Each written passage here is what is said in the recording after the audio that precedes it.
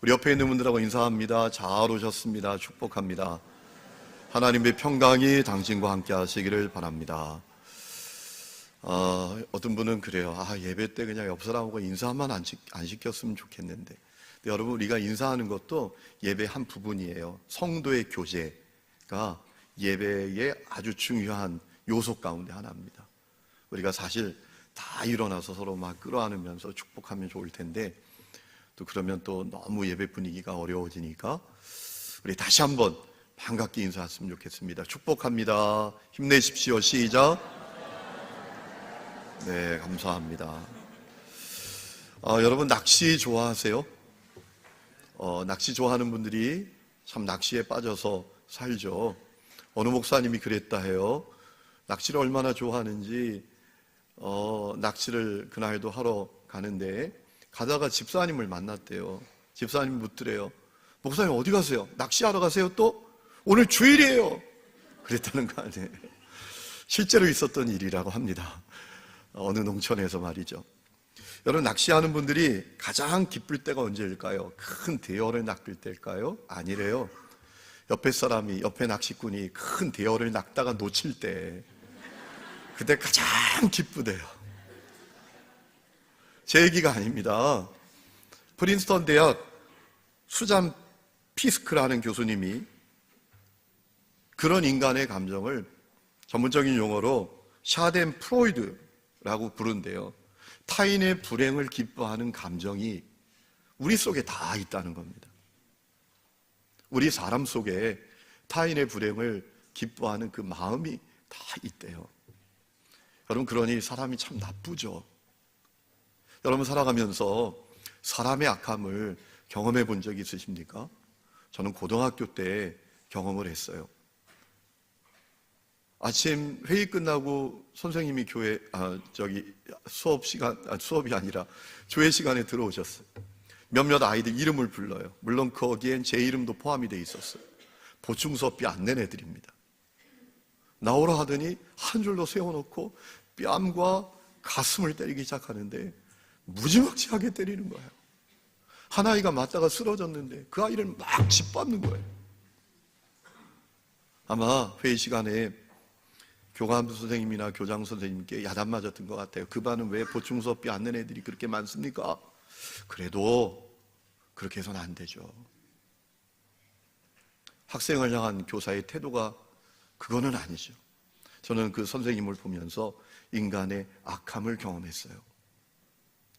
여러분, 인간의 악함은 킬링 필드나 600만 유대인 학살 같은 어떤 특별한 경우에만 경험되는 게 아닙니다. 우리 매일의 일상에서 경험됩니다. 신문을 펼쳐들면 인간이 얼마나 악한 존재인지를 증명하기로 하듯 한 그런 기사들이 매곡한 것을 우리가 보잖아요. 그러면 왜 그리 인간의 악한 존재가 되고 안 걸까요? 성경이 그 답을 우리에게 주고 있습니다.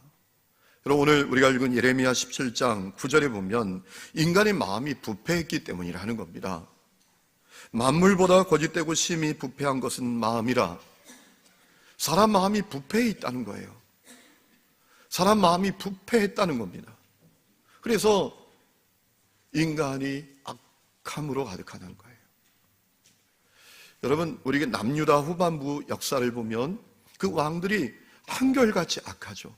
여호야김, 여호아스부터 시작되죠. 여호아스, 여호야김, 여호야긴, 시드기야, 이 왕들의 공통점이 무엇입니까? 한결같이 악하죠. 그들의 또 한 가지 공통점이 있습니다. 그게 뭘까요? 다 어린 나이에 왕이 됩니다.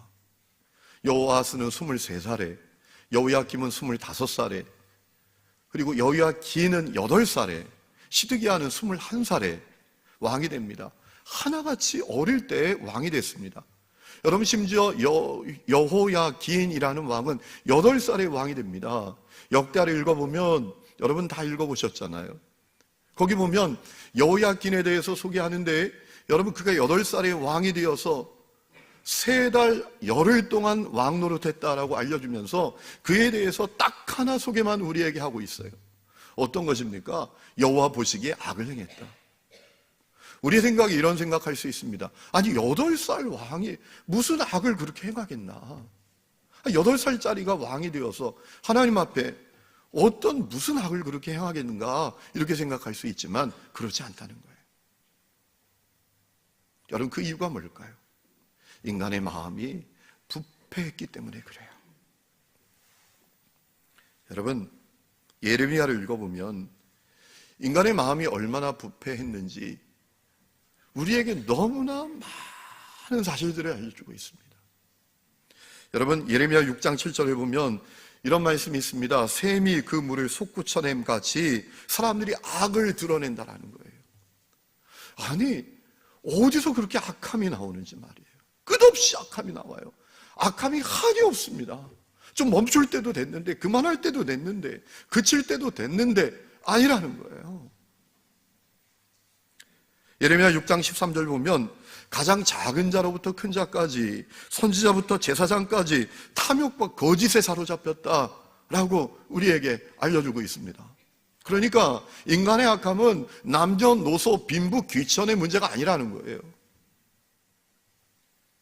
5장 1절에 보면 예루살렘 거리를 다니다가 만일 정의를 행하고 진리를 구하는 사람을 한 사람이라도 찾으면 그 성을 용서하실 것이라고 하셨어요. 못 찾는다는 겁니다. 인간이 총체적으로 악하다는 거예요. 4장 22절에 보면 악을 행하기에는 지각이 있지만, 악을 행하는 데는 아주 슬기롭지만 선을 행하기에는 무지하다라고 했습니다. 여러분 이상하게도 사람들이 나쁜 짓을 하는 데는요 혀를 내두를 만큼 창조적입니다. 선한 일을 하는 데는 창조적이지 않아요. 그런데 나쁜 짓하고 악을 행할 때는 어쩜 그리 창조적인지, 상상하지도 못하는 악함을 행하는 것을 우리가 얼마나 많이 봅니까? 그뿐만 아닙니다. 5장 22절 보면 파도는 하나님께서 정해주신 그 바다와 육지의 경계를 절대로 넘지 않는데 인간만이 넘는다라고 했어요.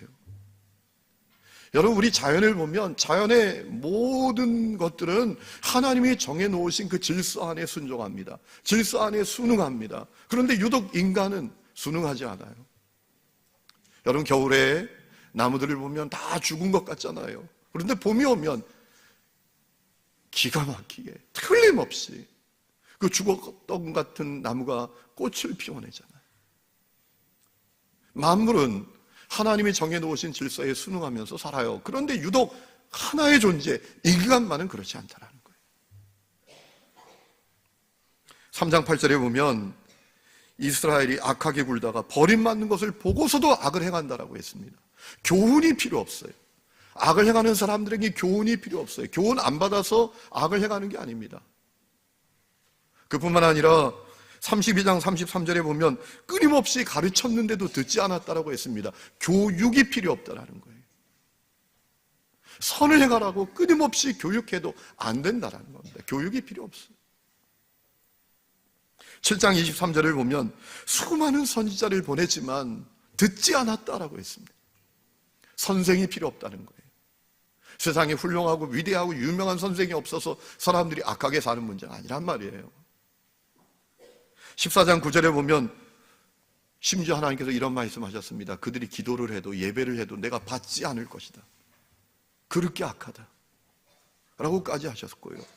15장 1절을 보면 심지어 이런 말씀을 하셨어요. 모세와 사무엘이 예루살렘을 위해서 국류를 구하고 용서를 구해도 내가 듣지 않겠다 라고까지 하셨어요. 9장 5절엔 참 충격적인 말씀인데요. 악을 행하다가 지칠 정도로 악을 행했다라고 했어요. 이게 무서운 말씀이잖아요. 그런데 여러분 비단 이 말씀이 남유다 백성들과 왕들만을 위한 말씀이 아니잖아요. 오늘 우리에게도 해당되고 이 땅에 살아가는 수많은 사람들에게 다 해당되는 말씀이잖아요.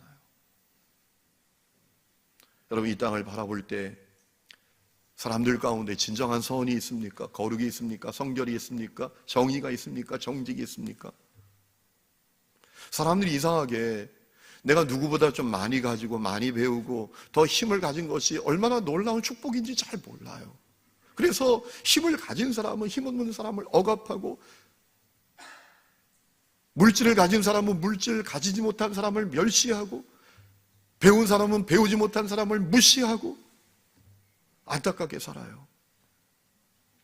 인간의 악함으로 말미암아 이 땅에 얼마나 파괴 역사가 가득합니까? 평화가 파괴됩니다. 인간의 악함으로 말미암아 가정이 파괴됩니다. 공동체가 파괴됩니다. 한 사람의 인생이 갈갈이 찢기면서 파괴됩니다. 그런 일들은 우리 주위에 얼마든지 보잖아요. 지난주에도 끔찍한 그런 기사를 봤어요. 아파트 통로에서, 계단에서 고등학생 둘이 여학생 하나를 집단으로 성폭행했다는 거예요. 어떻게 그렇게 악해요? 그 아이 인생이 갈갈이 찢겨지고 파괴되는 거예요.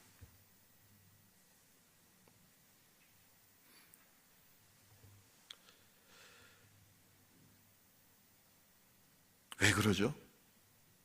그 이유가 있어요. 인간의 마음이 부패했기 때문에 그래요. 이 부패도 보통 부패가 아닙니다.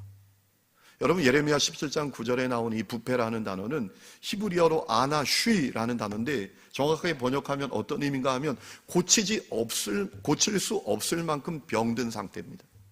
암으로 따지면 한 5기 정도? 내일 모레 죽는 단계? 그게 이 부패예요. 고칠 수 없을 정도로 병든 상태, 이것이 17장 9절에 나오는 부패입니다. 사람 마음이 그렇게 부패됐다는 거예요.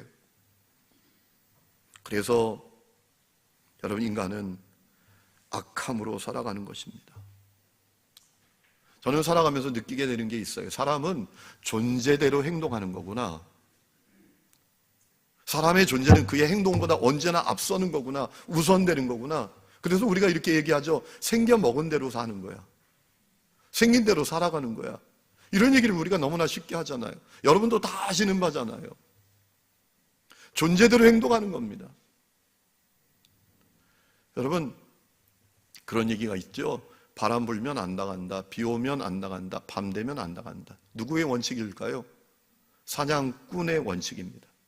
반대로 바람 불면 나간다. 비 오면 나간다. 밤 되면 나간다. 누구의 원칙일까요? 사냥감의 원칙이에요. 존재대로 사는 거예요. 여러분, 마음이 부패한 사람은 마음이 부패한 존재가 되었기 때문에 마음이 부패한 행동과 증상을 드러내며 사는 것입니다. 그래서 사실 우리가 사람들에게 선을 기대하는 것은 어리석은 일이에요. 우리가 사람들에게 거룩과 정의와 진실함과 사랑과 온유와 성결을 기대하는 것은 참 어리석은 거예요. 마음 부패한 사람은 사실 그럴 수 없어요.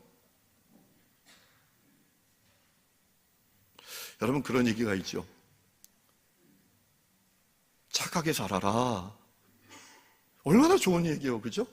그런데 사람들에게 야, 착하게 살아야지. 그러면 어떻게 반응하죠? 빈정됩니다. 비아냥거립니다. 세상 물정 모르는 얘기하고 있다고 말해요. 철 모르는 이야기 한다고 여깁니다. 착하게 살면 바보 취급당해. 손해봐. 무시당해. 당하기만 해.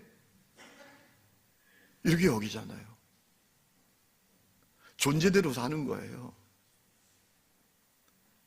마음이 고치지 못할 만큼 병들어 있기 때문에 병든 행동, 병든 증상을 그대로 드러내면서 사는 거예요, 우리가. 여러분, 원래 인간은 그런 존재가 아니었습니다.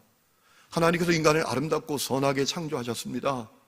하나님께서 사람을 하나님의 형상대로 보시기에 심히 좋았더라라고 하실 만큼 아름답고 선하게 창조하셨습니다. 그런데 저 사람 아담이 선악과를 따먹고 범죄하고 타락하고 말았습니다. 하나님의 형상이 왜곡되었습니다. 마음이 부패하게 되었습니다. 여러분, 창세기 6장을 보면 부패라는 단어가 3번이 반복됩니다. 창세기 6장 11절, 12절 말씀 보면 2절 말씀 가운데 부패라는 단어가 3번 반복이 됩니다. 6장 11절에 보면 온 땅이 하나님 앞에 부패했다. 12절에 보면 땅이 부패했다. 또 이어서 땅에 있는 모든 혈육 있는 자의 행위가 부패했다 라고 우리에게 알려주고 있습니다. 여러분, 마음 부패한 아담의 후손으로 태어나게 되었으므로 모든 사람들이 마음 부패한 존재가 되게 되었다라는 것입니다. 여러분, 우리가 삶의 현실 속에서 또 세계 역사 가운데 경험하고 직면하는 그 악함은 그 결과예요. 마음 부패한 결과란 말입니다. 그래서 수많은 사람들이 고통을 받으면서 살죠. 로마서 8장 22절에 보면 이런 말씀이 있습니다. 피조물이 다 이제까지 함께 탄식하며 함께 고통을 겪고 있다라고 했습니다. 수많은 사람들이 마음 부패한 사람들의 피해자로 살고 있다는 거예요. 그래서 고통을 받는다는 겁니다. 고통의 현실 가운데 살고 있다는 거예요. 마음 부패한 부모 때문에 그 자녀가 고통을 받습니다. 마음 부패한 배우자 때문에 그 배우자가 고통을 받습니다. 마음 부패한 지도자 때문에 그 국민들이 고통을 받습니다. 마음 부패한 이웃 때문에 그 이웃이 고통을 받습니다. 그런 일이 벌어지고 있어요. 안타까운 것은 사람이 자신의 그런 실존을 잘 모르는 게 문제예요. 내 마음이 부패해 있다. 마음 부패한 대로 살아간다. 행동한다. 이것을 잘 모르는 게 정말 문제입니다. 여러분, 요한계시록 3장 17절에 보면 주님께서 라오디게아 교회 성도들에게 이런 말씀을 하신 적이 있습니다. 네가 말하길 나는 부자라 부요하여 부족한 것이 없다 하지만 너의 공고한 것, 가련한 것, 가난한 것, 눈먼 것, 벌거벗은 것을 네가 알지 못하는구나. 너의 실존을 네가 어쩜 그렇게 모르냐? 라고 말씀하셨는데 그것이 라오디게아 교회 성도들만의 문제만이 아닙니다. 오늘 우리의 문제예요. 우리 마음이 부패해 있다. 이것을 우리가 잘 몰라요. 내가 마음이 부패해서 부패한 행동, 마음 부패한 그 어떤 삶을 드러내고 있다. 그럴 수밖에 없다. 이 사실을 잘 모른단 말이에요. 여러분, 빠삐용이라는 영화를 보신 적이 있나요? 말씀과 기도 가운데 살다가 잘 못 보셨나요? 많이 보셨죠? 쇼생크의 탈출이라는 영화도 보신 적이 있죠. 프리즌 브레이크라는 영화도 보신 분들이 있을 텐데 그 영화들의 공통점이 뭡니까? 줄거리가 비슷해요. 무고한 죄인이 감옥에 갇혔다가 탈출한다는 얘기 아닙니까? 탈옥한다는 얘기. 여러분, 많은 사람들이 그런 영화에 흥분하는 이유가 뭘까요? 중요한 이유가 있다고 해요. 그 영화가 자기를 대변한다고 여기기 때문이라는 겁니다. 내가 지금 인생의 감옥에 갇혀 있다라는 거예요. 그 영화가 인생의 감옥에 갇혀 있는 나를 대변한다고 여긴다는 것입니다. 인생의 감옥에서 탈출하고 싶은 마음, 그 마음을 그 영화들이 대변하고 있다는 거예요. 그래서 그 영화들에게 관심을 갖고 흥분한다는 거예요. 그런데 여러분, 사람들이 착각하고 있는 게 있어요. 정말 심각한 감옥은 내가 만든 감옥이에요. 사람들은 대부분 나는 문제가 없고 나는 죄가 없고 세상이 나를 인생의 감옥에 가뒀다 라고 생각해요. 근데 그 착각이에요. 여러분, 가장 심각한 감옥은 어떤 감옥인가 하면 내가 만든 감옥이에요. 내가 만든 감옥은 형기도 없습니다. 세상 감옥은 형기 마치면 출소합니다. 그런데 내가 만든 감옥은 출소일이 정해져 있지 않아요. 평생 그 감옥에서 삽니다. 어떤 감옥입니까? 이런저런 죄라는 감옥, 중독이라는 감옥, 미움, 시기, 질투, 음란, 세상 정욕, 분노, 이런 감옥에 사람들이 갇혀 있다는 사실을 몰라요.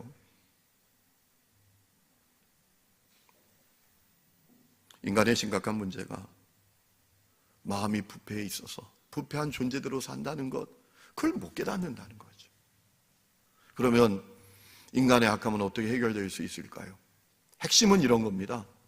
그 해결책이 사람에게 있지 않다라는 거예요. 사람이 주는 해결책은 근본적인 해결책이 아니라는 겁니다. 왜냐하면 여러분 생각해 보세요. 마음 부패한 사람이 마음 부패한 사람에게 주는 해결책이 온전한 해결책이겠습니까? 아니죠. 학교 다닐 때 신학을 공부할 때 학생들이 웃으면서 재미나게 했던 얘기가 있어요. 야, 어떻게 성서신학자가 제일 비성서적으로 사냐? 아니, 기독교 윤리학 교수님이 가만히 보면 제일 비윤리적으로 행동해. 아니, 실천신학 교수님이 가장 신앙을 실천 못하는 것 같아. 그래서 저는 역사신학을 공부를 했지요. 여러분, 마음 부패한 사람에게 주는 해결책은 근본적인 해결책이 아닙니다. 그것은 마치 그런 것 같은 거예요. 지금 뇌출혈이 일어난 환자에게 진통제 처방해 주는 거하고 똑같은 거예요. 여러분, 인간의 악함을 해결하는 해결책은 사람에게 있지 않고 하나님께 있습니다. 여러분, 오늘 우리가 읽은 예레미야 31장에 하나님의 놀라운 약속이 있는 것을 보셨죠? 새 언약을 맺으신다라는 것입니다. 31절 말씀 보세요. 내가 이스라엘 집과 유다 집에 새 언약을 맺으리라. 여기서 언약은 베리트입니다. 계약, 협약, 약속입니다. 그런데 아주 강한 표현이에요. 절대로 깨트릴 수 없는 약속, 그것이 베리트 언약입니다. 하나님께서 새 언약을 맺으신답니다. 자, 그럼 이런 생각을 해볼 수가 있어요. 새 언약을 맺으신다는 것은, 새 언약이 있다는 것은 옛 언약이 있다라는 것을 우리가 생각해 볼 수 있잖아요. 옛 언약은 뭡니까? 32절 말씀에 그 실마리를 얻을 수 있는 말씀이 있죠. 애굽 땅에서 인도하여 내던 날에 맺은 것이란 말씀에서 실마리를 찾을 수 있습니다. 옛 언약은 이스라엘 성들이 출애굽할 때 맺어주신 언약이라는 겁니다. 시내산에서 맺어주신 언약이죠. 출애굽기 19장 이하에 쭉 나오죠. 그 핵심은 무엇입니까? 하나님께 순종하면 하나님의 소유가 된다. 하나님께 순종하면 복을 받는다. 그러나 반대로 순종하지 않으면 저주를 받는다. 멸망당한다. 심판당한다. 라는 것이 옛 언약이에요. 그러면 옛 언약이 있는데 왜 새 언약을 맺으십니까? 중요한 이유가 있어요. 옛 언약에 충실할 수 있는 마음과 존재를 인간이 잃어버렸기 때문에 그래요. 옛 언약을 지킬 수 있는 마음과 존재를 상실했기 때문입니다. 앞에서 말씀드린 대로 인간이 범죄하고 타락한 아담의 후손으로 이 땅에 태어나서 옛 언약에 충실할 수 있는 그 마음과 존재를 상실했어요. 마음이 부패해버렸어요. 여러분, 사람은 존재대로 행동한다고 말씀드렸죠. 존재가 그 삶을 결정짓는다고 말씀드렸죠. 마음이 부패했기 때문에 옛 언약에 충실할 수가 없습니다. 옛 언약을 지킬 수가 없습니다. 저는 이 말씀을 볼 때 히스기야가 생각이 났습니다. 여러분, 히스기야가 아수르군이 공격해 올 때 그가 탄식하면서 했던 고백이 뭡니까? 아이를 낳으려 하지만 해산할 힘이 없구나. 큰일이죠. 아이를 낳아야 되는데 해산할 힘이 없으면 죽는 거 아닙니까? 그 말씀이 생각이 나는 거예요. 옛 언약을 왜 못 지키는가? 옛 언약에 충실할 수 있는 마음과 존재를 잃어버렸어요. 마음이 부패해버렸어요. 여러분, 32절 말씀에 보면 이런 말씀이 있죠. 내가 그들의 남편이 되었어도 그들이 내 언약을 깨트렸습니다. 주님이 남편이 되어주셔도 안 되는 거예요. 마음이 부패했으니까. 여러분, 이런 생각해 보세요. 부부가 있습니다. 동사무소에 가서 서류 떼어보면 혼인관계입니다. 그런데 그 아내의 마음이 부패했어요. 남편에게서 마음이 떠났어요. 그러면 그 아내는 남편에게 충실할 수 없는 거예요. 마음으로 다른 남자만 목말라 하는 것이죠. 그런 상태가 돼버렸다라는 거예요. 그래서 새 언약 맺으신다는 거예요. 그리고 새 언약은 뭡니까? 오늘 말씀의 답이 있죠. 33절에 보면 내가 이스라엘 집과 맺을 언약은 이러하니 곧 내가 나의 법을 그들의 속에 두며 그들의 마음에 기록하여 나는 그들의 하나님이 되고 그들은 내 백성이 될 것이다. 새 언약이 무엇인지 우리는 알 수 있어요. 새 언약은 사람 밖에 있는 언약이 아니에요. 자, 여러분 33절 말씀 보면 내가 이스라엘 집과 맺을 언약은 이러하다. 내가 나의 법, 하나님의 법을 그들의 속에 두시겠다라고 했습니다. 하나님의 법을 사람 바깥에 돌비에 두는 것이 아니라 사람 속에 두신답니다. 그리고 그들 마음에 기록하신다라고 했습니다. 하나님의 법을 사람 바깥에 있는 그 돌판에 기록하는 것이 아니라 사람 마음에 기록하시겠다라는 거예요. 여러분, 이러면 놀라운 일이 일어나겠지요. 여러분, 하나님의 법이 내 바깥에 있으니까 문제지 내 안에 있습니다. 내 마음에 기록되어 있습니다. 그러면 자연적으로 그 하나님의 법에 의해서 내가 작동되지 않겠습니까? 이것은 무슨 말씀입니까? 이것은 어떤 의미인가 하면 하나님께서 사람의 마음과 그 존재를 완전히 바꿔주신다는 말씀이에요. 사람의 존재, 그의 마음, 그의 전 인격을 완전히 새롭게 하신다는 말씀이에요. 개선 정도가 아닙니다. 그죠? 집 리모델링 하는 정도가 아니라 새 집을 주신다는 거예요. 마음을 좀 고쳐주시는 정도가 아니라 완전히 새 마음, 완전히 새로운 존재, 완전히 새로운 인격을 그에게 주신다라는 거예요. 그런 의미예요. 여러분, 이 말씀은 예수님 통해서 하실 일을 알려주신 말씀이에요. 여러분, 31절에 보면 이런 말씀이 있습니다. 보라, 날이 이르리니. 33절에도 그날 후에라는 말씀이 있지요. 여기서 날이라는 표현이 나오는데 이 날은 어떤 날입니까? 날이 온대요. 날이 임한대요. 이 날은 어떤 날입니까? 예수님께서 십자가 고난을 받으시는 날. 예수님께서 이 땅에 성육신 하시고 십자가에 매달려 대속제물이 되시는 날. 예수님께서 십자가에 매달려 다 이루었다 라고 선언하시는 그 날이 이를 것이다 라는 거예요. 여러분, 하나님께서는 예레미야에게 예수님을 통해서 하실 일이 무엇인지 알려주셨어요. 예레미야 33장 15절 여러분 한번 찾아보서 제가 읽어봅니다. 예레미야 33장 15절 보면 이런 말씀이 있습니다. 그날 그때에 내가 다윗에게서 한 공의로운 가지가 나게 하리니 그가 이 땅에 정의와 공의를 실행할 것이라. 그날에 유다가 구원을 받겠고 예루살렘이 안전히 살 것이며 이 성은 여호와는 우리의 의라는 이름을 얻으리라 라고 하셨습니다. 이 말씀은 예레미야 23장에 또 반복되어 있는 것을 우리가 보게 됩니다. 여러분, 이 말씀은 어떤 약속입니까? 예수님께서 다윗의 후손으로 이 땅에 오신다는 겁니다. 그리고 그분이 죄는 사람이 졌는데, 그리고 사람이 죄값으로 심판받고 죽어야 되는데 사람의 죄값을 십자가에 매달려 대신 치르시는 속죄 제물이 되신다는 겁니다. 그래서 죄인이 의인이 되고 의인된 그가 주님께서 주시는 새로운 마음, 새로운 존재, 새로운 인격을 잊게 될 것을 말씀하신 내용이에요. 십자가 보혈로 말미암아 새로운 피조물이 될 것을 말씀하신 거예요. 십자가 보혈로 의인이 되고 그 속에 성령님 오셔서 새 영으로 살아가게 될 것을 말씀하신 거예요. 여러분, 하나님께서는 그러니까 예수님을 통해서 인간의 마음과 그의 전 존재를 새롭게 하시길 원하셨다는 거예요. 여러분, 우리가 분명히 기억해야 할 것이 있습니다. 그 날이 임했습니다. 다시 말하면 예수님이 이 땅에 사람으로 성육신 하셨습니다. 다윗의 후손으로 오셨습니다. 십자가에 매달린 대속제물이 되셨습니다.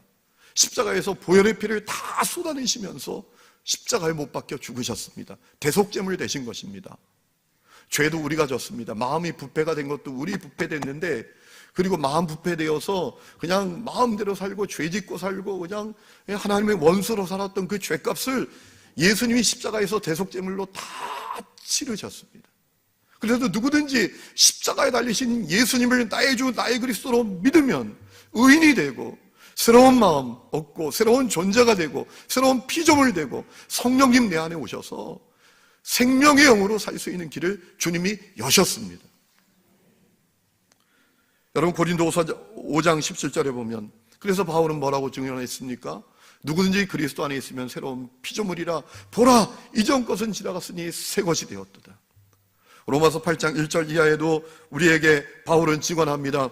그리스도 예수 안에 있는 자에게는 결코 정죄함이 없나니 이는 그리스도 예수 안에 생명의 성령의 법이 죄와 사망의 법에서 너를 해방하였습니다. 예수님을 통해서 이루실 그 새 언약을 말씀하시는 거예요. 새 창조를 말씀하신 거예요. 여러분, 하나님은 예수님을 통해서 사람 마음의 악함을 극복할 수 있는 길을 준비하셨어요. 그리고 성취하셨습니다. 여러분, 우리가 여기 왜 십자가 세워놨습니까? 예수님이 사람으로 이 땅에 오셨기 때문입니다. 예수님이 십자가에 매달린 대속제물이 되셨기 때문입니다. 그리고 그분을 통해서 우리가 죄인이 아니라 의롭게 의인이 되는 길이 열렸기 때문입니다. 그리고 새 마음, 새 존재, 새로운 피조물이 되는 길이 열렸기 때문입니다. 오늘 31절에 보라 날이 이르니니 라고 했습니다. 그 날이 임했습니다. 예수님이 이 땅에 오시고 십자가에 매달려 죽으심으로 그 날이 임했습니다. 우리가 마음의 악함을 극복하는 길, 새로운 존재가 되는 길, 새 마음을 얻는 길, 새로운 피조물이 되는 길이 열렸습니다. 우리는 중요한 질문 앞에 서야 됩니다. 그것이 나에게도 열렸나라는 거예요. 이것은 너무나 중요한 질문이에요. 보라 날이 이르니니, 날이 임했습니다. 그 날이 나에게도 임했나? 이건 너무나 중요한 문제입니다. 십자가에 달린 예수 그리스도를 통해서 내가 복음을 만나고 그리고 내 안에 새로운 피조물이 이루어졌나? 새로운 마음, 새로운 존재, 새로운 인격이 나에게 이루어졌나? 이거 점검하는 것은 대단히 중요한 문제입니다. 여러분, 주님께서 우리 마음의 악함을 극복할 수 있는 길을 여셨어요. 나는 그 열린 길로 가게 되었나? 이거 너무나 중요한 문제입니다. 우리가 교회 다니는 것보다 더 중요합니다. 여러분, 어떤 분은 이런 분들도 있어요. 아, 종교 하나 가지면 좋지 뭐. 종교는 하나 가지는 게 훨씬 유익하지. 교회 가면 마음은 편안하잖아. 여러분, 기독교 신앙은 그 정도가 아닙니다. 기독교 신앙은 우리 마음과 우리의 존재와 우리의 인격과 우리 삶 전체가 완전히 개혁되는 겁니다. 주님께서 새 언약을 우리와 맺으시는 거예요. 순종하면 하나님의 소유가 되고 순종하면 복을 받는데, 여러분, 우리가 마음이 부패해서 순종할 수가 없어요. 순종할 능력이 없어요. 순종할 존재를 잃어버렸어요. 그런데 주님이 우리의 존재를 바꾸어 주시기 위해서 예수님이 이 땅에 보내셨습니다. 나의 죄값을 예수님이 십자가에 매달려 다 치르게 하셨어요. 그래서 누구든지 예수를 그리스도로 믿으면 놀라운 역사가 일어나는 거예요. 죄인이 의인이 됩니다. 새로운 존재가 됩니다. 새로운 피조물이 됩니다. 새 마음이 됩니다. 새 인격을 갖게 됩니다. 그 역사가 오늘 우리 가운데 시작되었나? 이거 점검하는 거 대단히 중요합니다. 여러분, 저는 우리 하늘영교회 성도들이 십자가의 복음을 다 만난 분들이 되시기를 주의 이름으로 축원합니다. 이것은 너무나 중요한 문제예요. 여러분, 교회 사람 많이 오면 뭐합니까? 교회가 커지면 뭐합니까?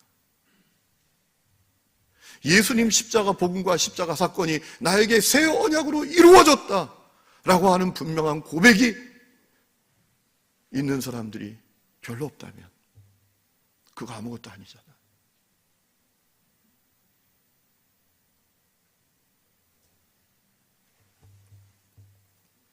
로마서 10장 10절을 보면 사람이 마음으로 믿어 의에 이르고 입으로 시인하여 구원에 이른다 라고 하셨습니다. 여러분, 새 언약은 여러분에게 어떻게 성취됩니까? 여러분, 마음의 악함은 어떻게 극복됩니까? 여러분이 어떻게 새로운 마음과 새로운 존재와 새로운 인격과 새로운 피조물이 될 수 있습니까? 방법은 한 가지입니다. 십자가 복음을 마음으로 믿는 것입니다. 정말 믿는 겁니다. 정말 믿는 거예요. 예수 믿는다 치고 교회 다니는 정도가 아니라, 예수 날 위해서 죽었다 치자 그리고 교회 다니자 이 정도가 아니라, 진짜 십자가에 달리신 예수님이 나의 죄를 위해서 이 땅에 오셨고 나를 위해서 십자가에 피 흘려 죽으셨다. 그분의 보혈로 내가 의인이 되었고 그분의 보혈로 나는 새로운 마음, 새로운 존재, 새로운 인격이 되었다. 새로운 피조물이 되었다. 이 사실을 여러분이 정말 믿어야 합니다. 그 믿음이 여러분에게 충만하기를 주의 이름으로 축원합니다. 여러분, 우리가 십자가의 복음을 정말 믿고, 그리고 십자가 복음을 통해서 내게 이루어진 그 언약을 선포하면서 살면 놀라운 삶을 살게 됩니다. 우리가 나는 십자가 복음으로 말미암아 새로운 존재가 되었다, 새 창조를 잊게 되었다, 새로운 피조물이 되었다, 죄와 사망의 굴레에서 해방되었다, 나에게 새 언약이 실현되었다, 성취되었다 라고 선포하며 살면 우리 삶에 놀라운 삶이 임합니다. 여러분, 오늘 말씀에 그 답이 있죠. 34절에 이런 말씀이 있습니다. 그날이 오면 다시는 각기 이웃과 형제를 가르쳐 말하기를 너는 여호와를 알라 하지 않을 것이다 라고 했습니다. 왜냐하면 작은 자로부터 큰 자까지 다 나를 알기 때문이다. 이게 무슨 말씀이에요? 이 말씀의 의미는 이런 것입니다. 여러분, 십자가 복음을 만난 사람들은 그 속에 성령님이 오시게 됩니다.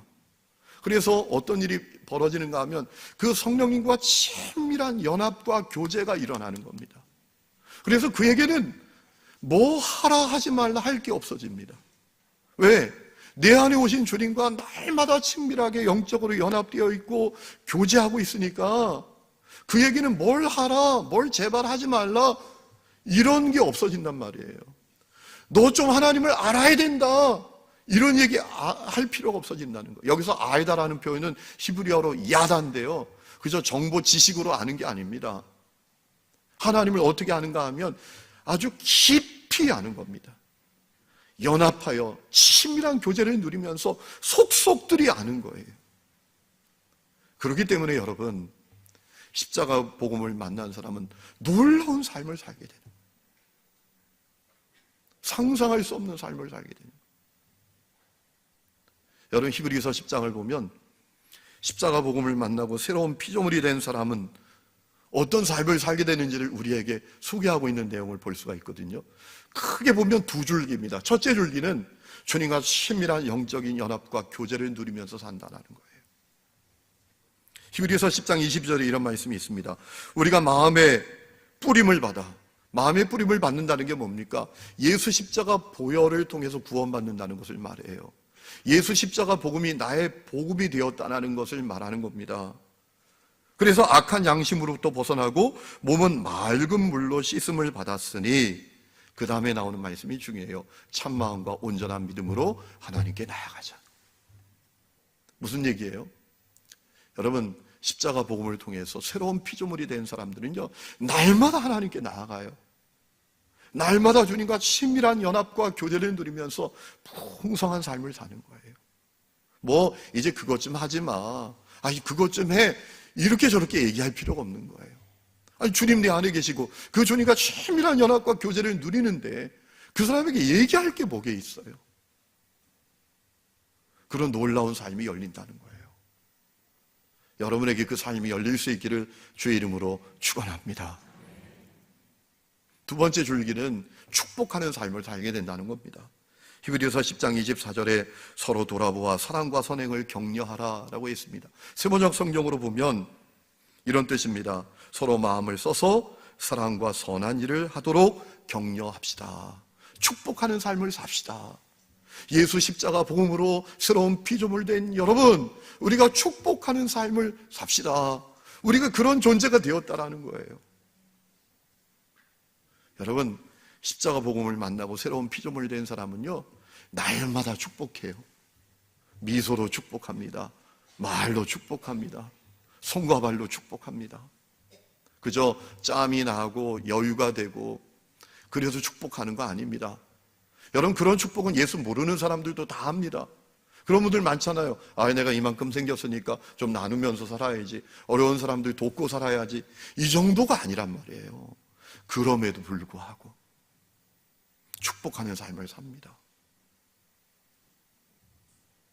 여러분, 이사야 볼린이라는 유명한 옥스퍼드 대학 교수님이 있는데, 그분이 인간의 자유는 두 가지 자유가 있다라고 말씀을 했습니다. 첫 번째는 자유는 소극적 자유, 네거티브 리버티. 두 번째 자유는 적극적 자유, 포지티브 리버티가 있다라고 했어요. 소극적 자유는 뭐냐? 밖으로부터 어떤 굴레나 억압이나 또 어떤 간섭으로부터 자유하는 것을 말한다라고 했어요. 적극적 자유는 뭐냐? 스스로 자기에게 있는 자유를 버리는 자유가 적극적인 자유다. 내게 자유가 있어요. 그런데 스스로 자기에게 있는 자유를 버리는 것이 적극적 자유다라고 했습니다. 인간이 진정으로 누릴 수 있는 자유는 뭐냐? 적극적인 자유다라고 했습니다. 그저 간섭 안 받고 어떤 굴레 속에 빠져들지 않는 그 자유를 누릴 때 인간은 정말 자유함을 누리는 기쁨과 행복을 누리는 것이 아니라, 그 적극적인 자유, 자기가 가지고 있는 자유를 버릴 때 인간은 진정한 자유를 누릴 수 있다라고 했어요. 여러분, 그 적극적인 자유를 누린 인물이 있죠. 누구죠? 사도 바울이에요. 바울. 여러분, 사도 바울이 얼마나 악한 사람이었습니까? 예수 믿는 사람들 죽이는 게 목적이었어요. 스데반 죽이는 현장에도 이 바울이 있었습니다. 아주 악한 사람이었어요. 그런데 그가 예수님 만납니다. 그가 죄인이 아니라 의인이 됩니다. 나 같은 죄인을 구원해 주신 그 하나님의 놀라운 사랑과 은혜 앞에서 그가 거꾸러지지요. 그 은혜와 사랑에 감격하여 적극적인 자유를 누리면서 삽니다. 여러분, 고린도전서 9장 19절에 보면 그가 이런 고백을 합니다. 내가 모든 사람에게서 자유로우나 스스로 모든 사람에게 종이 된 것은 더 많은 사람을 얻고자 함입니다. 이게 무슨 얘기입니까? 자기 사람들 얻는다는 얘기가 아닙니다. 십자가 복음을 만나고 자기 마음의 악함이 극복되고 새로운 마음, 새로운 존재, 새로운 피조물 되는 그 경험이 너무나 놀라운 경험이었습니다. 그래서 자기는 자유한 자지만 자기는 종으로 살겠다는 거예요. 더 많은 사람들을 얻기 위해서. 어떻게? 더 많은 사람들에게 진정한 자유를 주고 진정한 행복을 주고 그들에게 새로운 존재, 새로운 마음을 선물해 줄 수 있는 그 십자가 복음을 만날 수 있도록 자기는 평생 자기에게 있는 자유를 버리고 종으로 살겠다라는 거예요. 그것이 사도 바울의 고백이었고 그의 일생이었어요. 여러분, 십자가 복음을 만나서 마음의 악함을 극복하고 새로운 피조물 되는 사람은 그런 삶을 살아내게 되는 것입니다. 그런 분들 우리 주위에 많습니다. 지난 금요일에 우리 지방에서 은퇴하시는 목사님이 지방에 있는 목사님들 다 점심을 사주신다 그래서 갔어요. 갔더니 제 앞에 있는 목사님하고 대화를 이렇게 하다가 그 목사님이 자기 교인 자랑을 하시는 거예요. 그분이 올해 이제 새로 장로님 되신 여자분이세요. 여자 장로님이세요. 근데 그분 자랑을 하시는 거예요. 그분이 감동 전도를 한다는 거예요. 감동 전도. 그저 사람들에게 예수 믿어라 이렇게 말하는 것뿐만이 아니라 상대방에게 감동을 주어서 12명이나 전도를 했다는 거예요. 그분은 원래 대학에서 치기공을 전공하신 분이에요. 그리고 이제 공무원으로 일하다가 퇴직하고 젊은 나이에 이제 그 공무원 생활을 그만두고 아이들 과외를 하는데 헌신적으로 가르치시는 분이래요. 그것뿐만 아니라 어려움에 처한 가정에 있는 아이들을 돌본다는 거예요. 핏덩이부터 아이들까지. 여러분, 가정에 어려운 일이 생기고 문제가 있으면 아이를 맡길 데가 없잖아요. 아이 돌보는 게 큰 문제잖아요. 그때 이분이 아무 조건 없이 그 아이들을 만든대요. 어떨 때는 며칠, 어떨 때는 몇 주간이라도 아무 조건 없이 대가도 받지 않고 그 아이들을 돌본대요. 그래서 그 아이 부모들이 감동을 받는대요. 야, 어떻게 저렇게 하지? 돈 하나 안 받고 아무런 대가도 원하지 않고 그래서 한 명 전도된 게 12명이래요. 여러분, 그분은 십자가 복음을 만나서 그 마음에 그 하나님의 사랑과 은혜에 감격하고 자신이 새로운 피조물 되고 새 마음을 갖고 새로운 존재가 된 것이 너무 기쁜 거예요. 그 감사와 감격이 넘치는 거예요. 그래서 종으로 사는 거예요. 왜 문화센터 안 가고 싶겠어요? 왜 헬스클럽 안 다니고 싶겠어요? 왜 꽃놀이 안 가고 싶겠어요? 그런데 여러분, 그분은 예수 십자가 복음을 만나고 새 마음, 새 존재가 되매, 그래서 악함으로 살지 않는 정도가 아니라 자기에게 있는 자유를 내려놓는 그 적극적인 자유를 누리면서 사는 복된 사람으로 살고 있다라는 거예요. 오늘 그 역사가 여러분 가운데 다 열리기를 주의 이름으로 축원합니다. 왜 그렇습니까? 우리가 만난 복음도 똑같은 복음이기 때문에 그래요. 우리가 만난 복음은 모자란 복음, 조금 부족한 복음, 좀 2% 부족한 복음이 아닙니다. 우리가 만난 복음도 똑같은 복음입니다. 예수님께서 우리와 새 언약 맺어주셨어요. 나를 위해서 이 땅에 보내신 십자가에 달리신 주 예수 그리스도, 그분을 진정으로 믿을 때 마음의 악함이 극복되고 새 마음 되고 새 존재 되고 새로운 피조물 되고, 그리고 적극적인 자유로 살 수 있는 놀라운 은혜와 복을 주셨어요. 그 복과 은혜를 마음껏 누리면서 사는 역사가 여러분들 가운데 다 열리기를 주의 이름으로 축원합니다.